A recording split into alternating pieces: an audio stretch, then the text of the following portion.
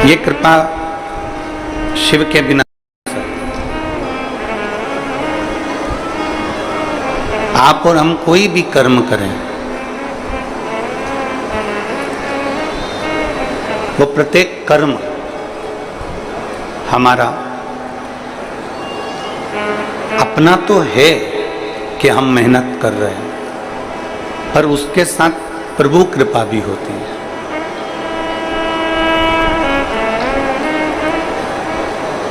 मैं भिलाई क्षेत्र के कलेक्टर महोदय को, भिलाई क्षेत्र के आईजी, कमिश्नर, यहाँ के एसपी महोदय, एसएसपी, डीएसपी, एसडीएम, जितने भी टीआई, तहसीलदार और जितने भी प्रशासनिक अमले, चाहे वो चिकित्सा से जुड़े हुए हों, पीडब्ल्यूडी से जुड़े हुए हों, ऐसे प्रत्येक प्रशासनिक अधिकारी अपना पूरा ध्यान और अपना पूरा बल इस पूरी कथा में लगाए हुए हैं। एक बार पूरी प्रशासन के लिए जोरदार ताली बजाकर साधु, बहुत बहुत साधुता है आपको। एक विश्वास के साथ में, एक दृढ़ता के साथ में, एक भरोसे के साथ में हम आप और सब शिव की भक्ति कर रहे हैं, शिव स्मरण कर रहे हैं।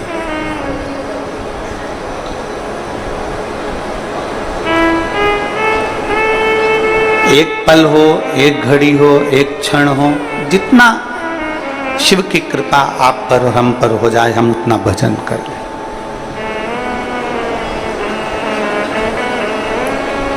हम अपनी कथा में कई बार कहते हैं कि बार बार हार रहे हो, बार बार हार रहे हो और कोशिश करने में पीछे नहीं हट रहे, तो फिर मेरा भोलेनाथ भी साथ देना प्रारंभ कर देता है और एक दिन तुम्हें जीता कर ही मानता है।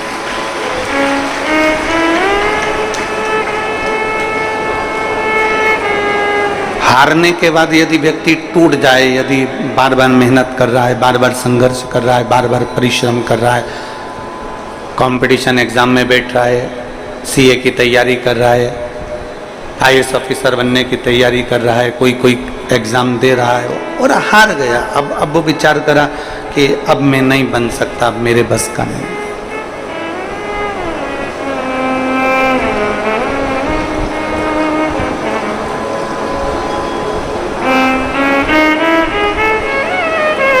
कितनी बेटियां बैठी हैं यहाँ पर और कितने बेटे बैठे हैं यहाँ पर, हाथ उठाओ जरा। बेटी और बेटे जितने बैठे हैं, खड़े हो जरा, खड़े हो जाओ, हो जाओ। मेरे बेटे भी खड़े हो जाए, बेटियां भी खड़ी हो जाए।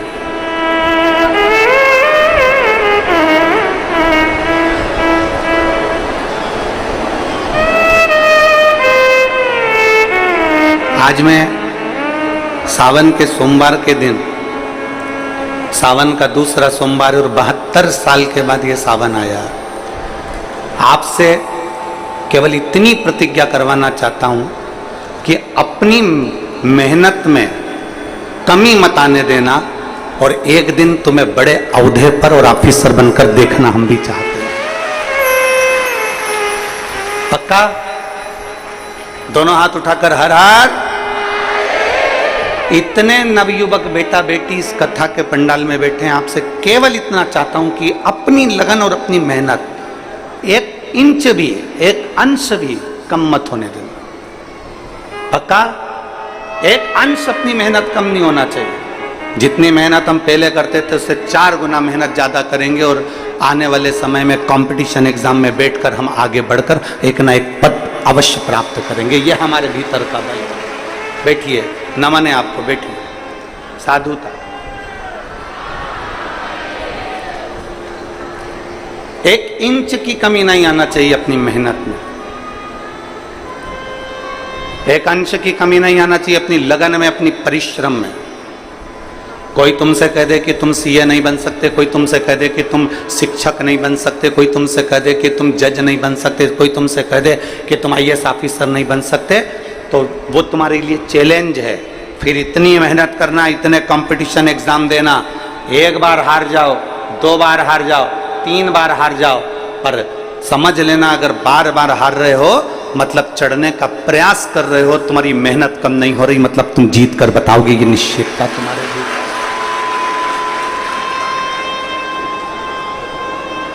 एक विश्वास अपने भीतर उत्पन्न करो। आज हमें बड़ी खुशी हो रही है कि इतने सारे नवयुवक बेटा बेटी इस कथा में बैठे हुए।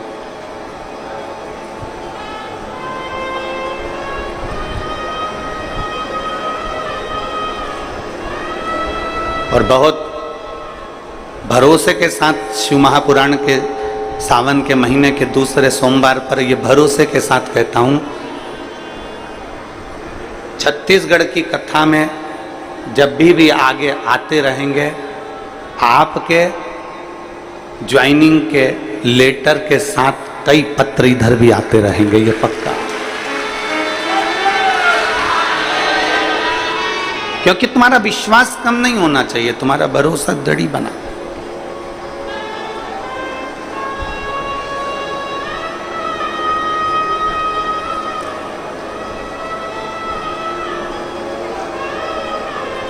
एक अच्छी लगन, एक अच्छी मेहनत व्यक्ति को मंजिल तक पहुंचा देती है। कल एक व्यक्ति कह रहा था, गुरुजी जब कोई मरता है ना तो अर्थी लेकर जाते हैं, मतलब हम मुर्दे को उसकी मंजिल तक पहुंचाते हैं।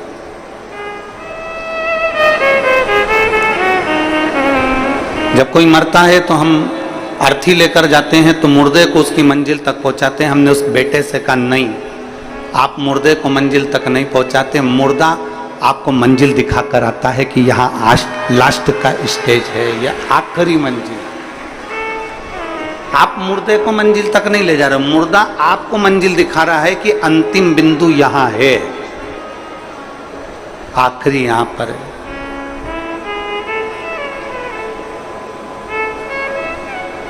बार बार व्यक्ति हार रहा है, बार बार हार रहा है और कोशिश कर रहा है, बार बार कोशिश भी कर रहा है, तो ये पक्का है कि वो जीतेगा, वो विजय प्राप्त होगा। बस मंजिल पे चलते चलते चलते चलते कहीं तुम्हारा मार्ग ना भटक जाए, उसका ध्यान तुम्हें रखना। एक घोड़ा होता है ना, तो घोड़े को 2 ऐसे चोकर उसकी आंख के पास में ऐसे लगा देते हैं। बोलो देखा तुम लोगों ने, किन देखा?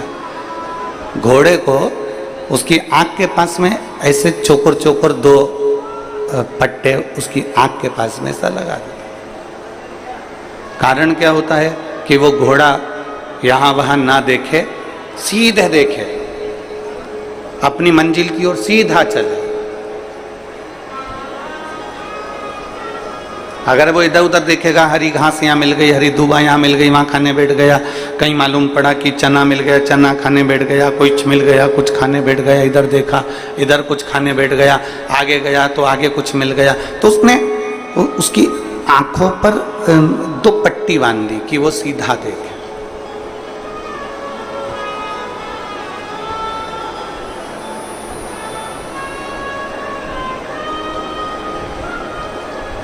ये शिव महापुराण की कथा जो है ना, ये भी पट्टी का काम करती है।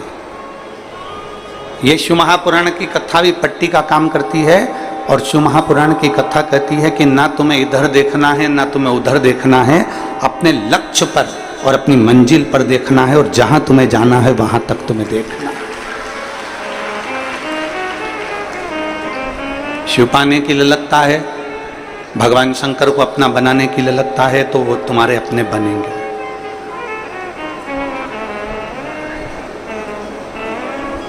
एक मंजिल तक पहुंचने के लिए लगता है, तो वो मंजिल तक पहुंचोगे।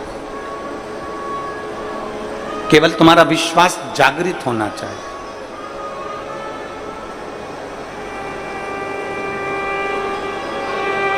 और जिस दिन तुम्हारा विश्वास केंद्रित हो गया, जागृत हो गया, तो फिर ये पक्का है कि तुम्हें कोई नहीं रोक सकता तुम्हारी मंजिल तक जाने से, तुम्हें कोई नहीं रोकेगा।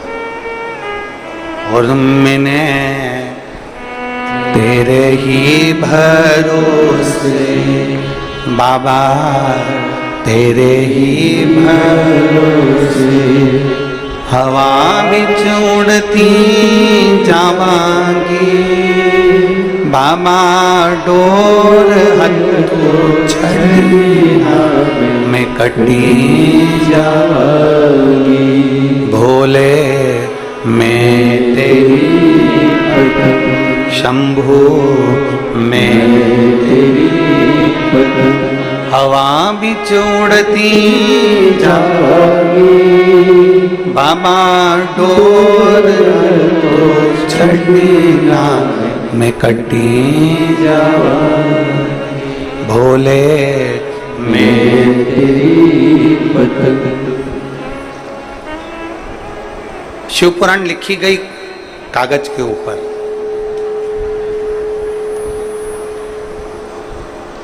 गीता लिखी गई कागज के ऊपर, रामचरितमानस लिखी गई कागज के ऊपर, श्रीमद् भागवत लिखी गई कागज के ऊपर। क्यों लिखी गई?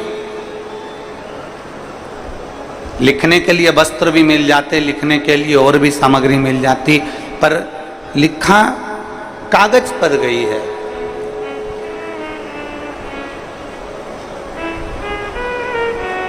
क्यों लिखी गई? अखबार भी तो कागज का ही होता है, अरे बोलो तो जम के होता है।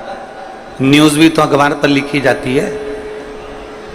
बहुत सारे ऑफिस में कार्य होते हैं, वो भी कागज पर लिखे जाते हैं, वो भी कागज के ऊपर ही अंकित होते हैं। बहुत सारी बातें होती हैं जो कागज पर लिखी जाती है, पत्र भी कागज पर लिखा जाता है, ऑफिस का वर्क भी सारा कागज पर होता है, होमवर्क भी कागज पर होता है, किताबें भी कागज पर होती हैं, और अखबार की जो न्यूज़ की कथाएं हैं, कहानियां हैं, काव्य है, सब अखबार पर लिखे जाते हैं। न्यूज़ भी अखबार पर लिखी जाती है, मैगजीन भी अखबार पर कागज पर लिखी जाती है, और पुराण, शास्त्र, गीता, रामायण, ये सब कागज पर लिखे जाते हैं। तो उस कागज में और उस कागज में अंतर क्या?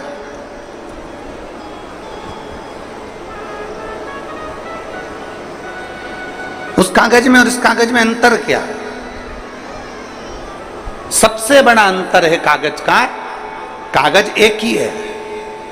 अखबार छपने वाला कागज भी एक है, मैगजीन लिखने वाला कागज भी एक है, और किताबें बनने वाला कागज भी एक है, ऑफिस में काम होने वाला कागज भी एक है, और पत्र लिखने वाला कागज भी एक है, और पुराण लिखने वाला कागज भी एक है। केवल अंतर इतना है कि बाकी के जिन चीज़ों पर लिखा गया वो संसार की चीज़ें लिखी गई, और पुराण में जो लिखा गया वो परमात्मा की चीजें लिखी गई। और जो परमात्मा की एक बार बात लिखा जाती है वो फिर कहीं फेंकी नहीं जाती, उसको संजोकर पूजन के लिए, आराधना के लिए, साधना के लिए रखा जाता है। शिव महापुराण की कथा कहती है जैसे कागज एक है, बस अंकित क्या हो रहा है वो देखा जाता है, उसी तरह संसार में सब एक जैसे पैदा हुए हो। संसार में माता के गर्भ से जब जन्मे थे तुम्हें नहीं मालूम था कि तुम ब्राह्मण हो कि क्षत्रिय हो कि वैश्य हो कि शूद्र हो।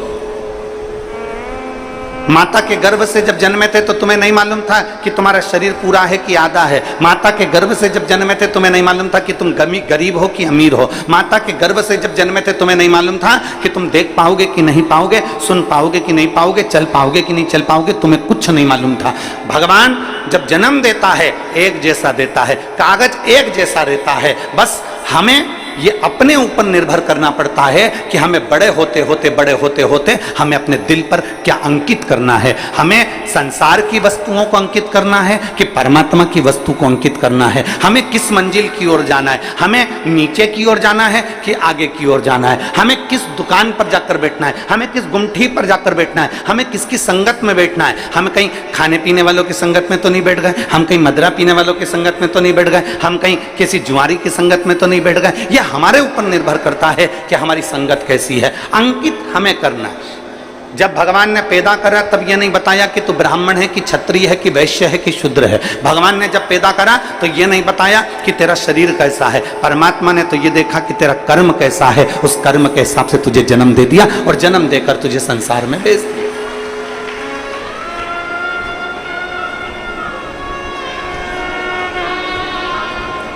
अब हमारे ऊपर निर्भर करता है कि हमें कैसे बनना है। एक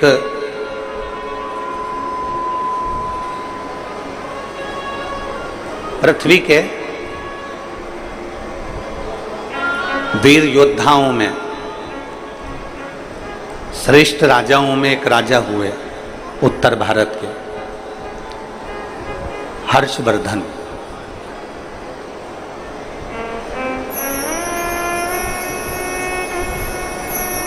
उत्तर भारत के जिन्होंने कन्नौज को अपना राज्य बनाया और उत्तर भारत और पूरे भारत में उनका साम्राज्य रहा, हर्षवर्धन। बड़े वीर राजा थे, बड़े श्रेष्ठ।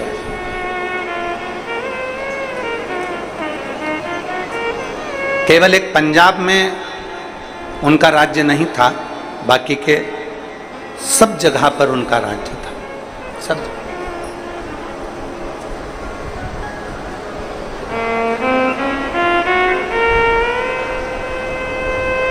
एक बार हर्षवर्धन राजा जी से पूछा गया कि आपने प्रत्येक भारत के एक एक राज्य को अपना बना लिया, पंजाब को आपने अपना नहीं बनाया, उसका कारण क्या था? हर्षवर्धन राजा ने जो कहा वो बड़ा श्रेष्ठ कर कहा। हर्षवर्धन राजा ने कहा कि पंजाब की धरा पर गुरु नानक देव जी प्रगटे और गुरु नानक देव जी ने अपनी वाणी में, अपने लेख में, अपनी गुरुवाणी में एक एक बंदे को, बंदा मतलब एक एक व्यक्ति, ईश्वर से जोड़ने का प्रयास किया। और जब वो ईश्वर से जुड़ चुके हैं तो फिर मुझे अपने राज्य का फैलाना करने की जरूरत नहीं है।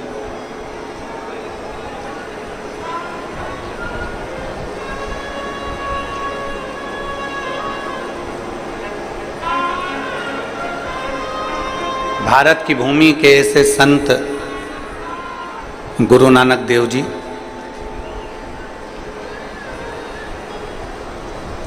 जो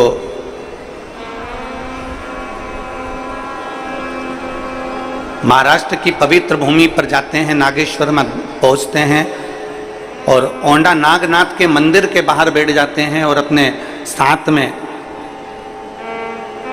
बैठे हुए संतों से कहते हैं कि पुकारो, नामदेव जी, अगर तुम्हें मंदिर के लोगों ने पीछे पटक दिया है तो भगवान शंकर को पुकारो। भगवान शिव के प्रति अगर आपकी भक्ति दृढ़ होगी तो यह मंदिर का दरवाजा भी पलट जाए।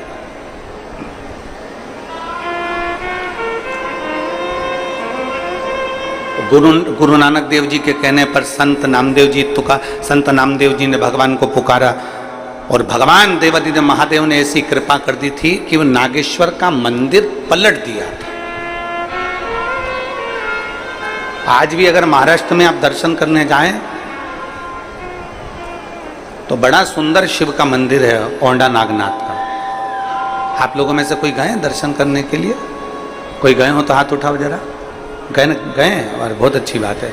कभी अगर मौका मिले महाराष्ट्र में तो औंडा नागनाथ जी का मंदिर बड़ा सुंदर। बस ये है कि वो थोड़ा मंदिर में जो शिवलिंग है वो छोटा सा नीचे की ओर है, तो थोड़ा धीरे से उसको जाना पड़ता है। एक दो लोग जाते हैं, फिर एक दो लोग निकल जाते हैं, तब एक दो लोग अंदर जाते हैं। ऐसा मंदिर का केवल एक भक्त के लिए। गुरु नानक देव जी के कहने पर, संत नामदेव जी के कहने पर भगवान शंकर ने अपने मंदिर का दरवाजा बदल दिया था।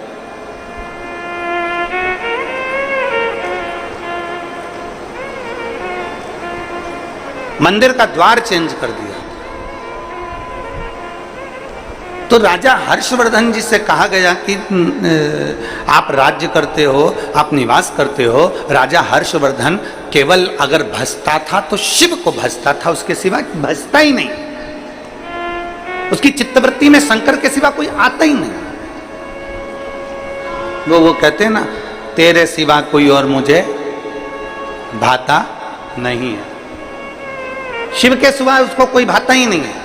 राजा हर्षवर्धन शंकर की भक्ति में ऐसे रम गए, ऐसे रम गए, ऐसे रम गए, ऐसे रम गए कि सुबह से शाम तक अपना राज्य संभालना और शंकर की भक्ति धारण करना।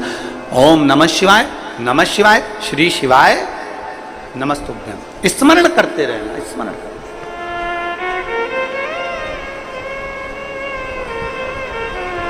हमने इस पवित्र शिव महापुराण की कथा में सावन के महीने में आप और हमने सबने सुना। दूसरे दिन की कथा में कहा था कि सावन का महीना चल रहा है। अपने घर में अगर कोई भी आए या आप किसी से मिलें तो हमने दूसरे दिन की कथा में आप और हमने सुना था कि प्रयास करो, सावन के महीना चल रहा है, सावन का पवित्र महीना चल रहा है, श्रावण का पवित्र महीना हमारे बीच में है। 72 साल के बाद ऐसा सावन आया है जो सोमवार से सोमवार तक चलेगा। ऐसे सावन के महीने में या तो तुम्हारे घर में जो आए तो उससे शिव की बात करो, शंकर की बात करो, शिव महापुराण की बात करो, शंकर की कथा की बात करो, शिव तत्व की बात करो, पशुपति व्रत की बात करो, शंकर की लीला की बात करो। और अगर शिव की बात नहीं कर सकते तो इस सावन के महीने में शिव से बात करो। बस इतना अपने अंदर धारण करो। या तो शिव की बात करो या जम के बोलो जरा, शिव से बात करो। 2 ऑप्शन हैं बस, इसमें से एक पकड़ लो। या तो हमें शिव की बात करना है और हम शिव की बात नहीं कर सकते तो शिव से बात करो।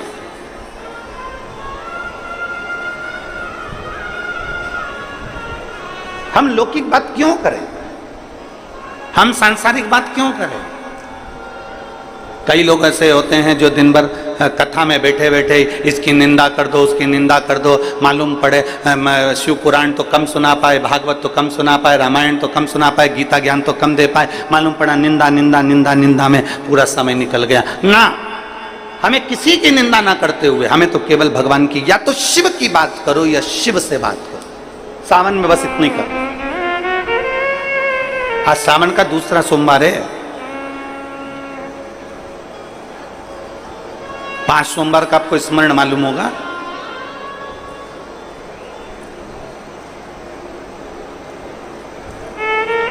सावन के कई बार 4 सोमवार पड़ जाते हैं, कई बार 5 सोमवार पड़ जाते हैं। 5 सोमवार का आप लोगों ने तो सुन रखा होगा ना, 5 सोमवार की महिमा क्या है।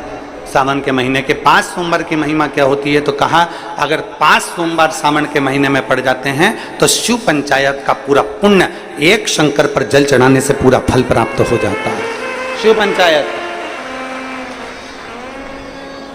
श्रावण का पहला सोमवार होता है शिव तत्व का, श्रावण का दूसरा सोमवार होता है देवी तत्व का, माँ दुर्गा, माँ भवानी।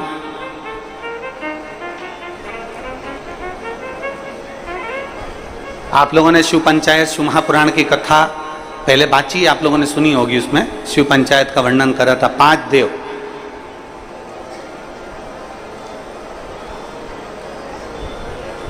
शंकर भगवान, स्वयं पंचदेव में प्रथमता प्राप्त कर कर बैठते, मां दुर्गा, भगवान नारायण शिव पंचायत में, भगवान भास्कर देव और स्वयं भगवान शिव के सुंदर आनंद धारण करने वाले श्री गणेश पंच।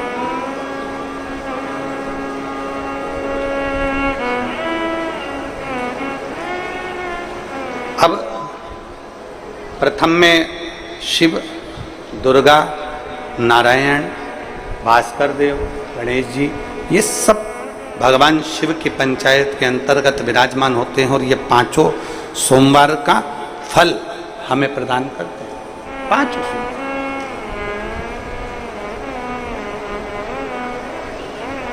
एक एक सोमवार की महत्वता है, एक एक सोमवार का क्रम है। कई माताएं उस क्रम को धारण भी करती हैं, ऐसा नहीं कि कई माताएं नहीं करती हैं, सबका अपना अपना नियम होता है। कोई शिव मंदिर में जाता है तो एक अक्षत, एक चावल का दाना शिव जी को समर्पित करता है, कोई मंदिर जाता है तो एक पुष्प शिव जी को समर्पित करता है, कोई मंदिर जाता है तो एक बेलपत्र शिव जी को समर्पित करता है, कोई मंदिर जाता है तो जल समर्पित करता है। सबका अपना अपना भाव है, जैसे तुम शिव को मना सकते हो। जैसे यहां भगवान शंकर को रिझा सकते। हर्षवर्धन भगवान शिव की भक्ति में रमा रहता था, शंकर के सिवा कोई भाता ही नहीं था उसको। शिव शिव है।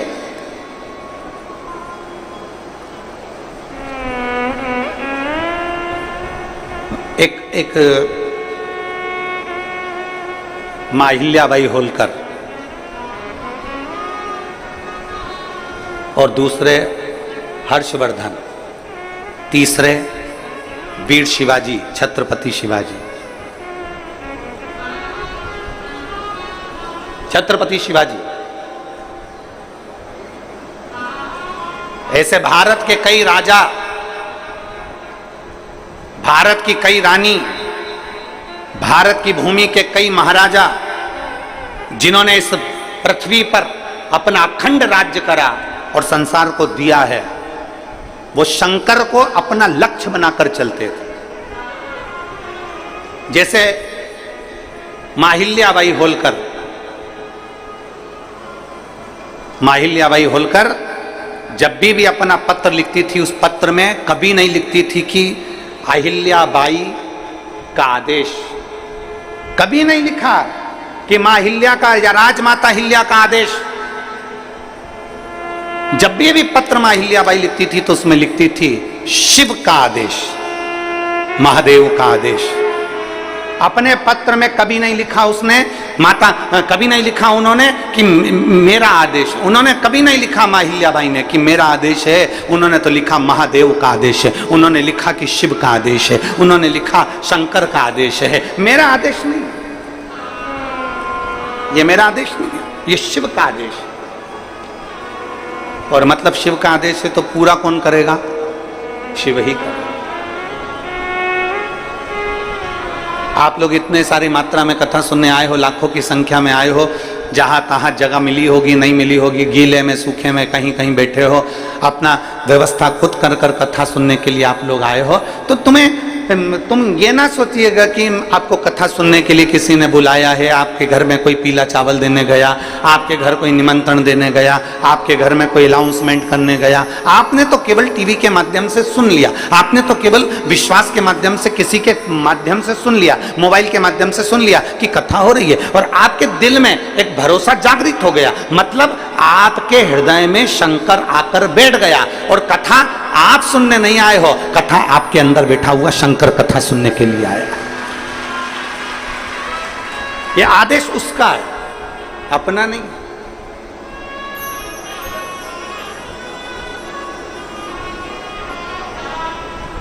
और शंभु शरणे माधु घड़ी रे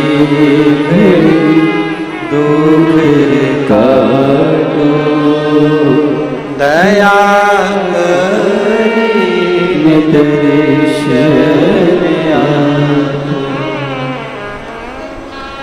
भोले नाथ सुनो मेरी अर्जी, सुनो त्रिपुरारी। आया आया मैं शरण तिहारी, भोले नाथ सुनो मेरी अर्जी, सुनो त्रिपुरारी। आया आया मैं शरण तिहारी, आया आया मैं शरण तिहारी। रोग कष्टों ने मुझको है घेरा,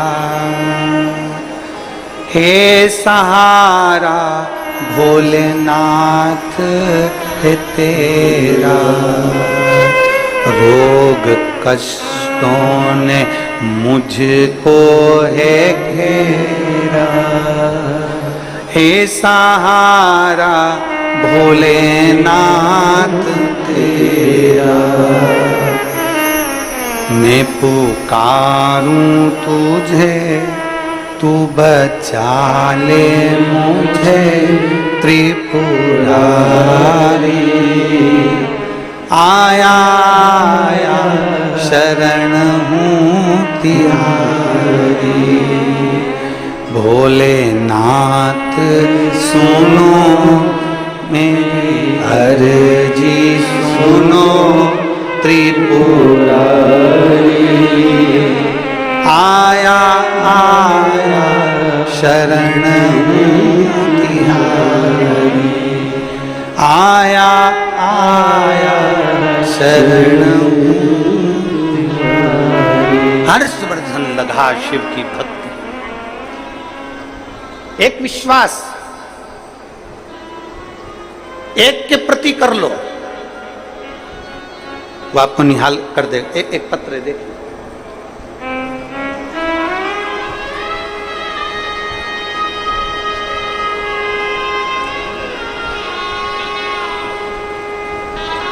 मैं नीलम सिंह पति पुष्पराज सिंह जाम्बुल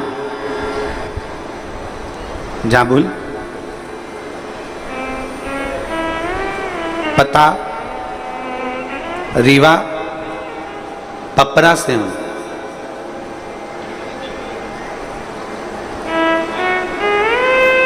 कहीं बैठे हैं क्या? आप ही हैं? श्री शिवाय नमस्ते। आइए बेलपत्र ले जाओ। नीलम सिंह पति पुष्पराज सिंह जामुन, स्थाई पता रीवा पंपरा से हूँ। मेरे पुत्र अर्नव की तबीयत 19 दिसंबर 2022 को अचानक खराब हो गई। डॉक्टरों की जांच कराने पर पता पड़ा कि उसको ब्लड कैंसर की बीमारी बताई। जब ब्लड कैंसर की बीमारी उसके साथ में बताई, साथ में एक बीमारी और बता दी जिसका नाम था CSF, एक LL ब्लड कैंसर और दूसरा CSF।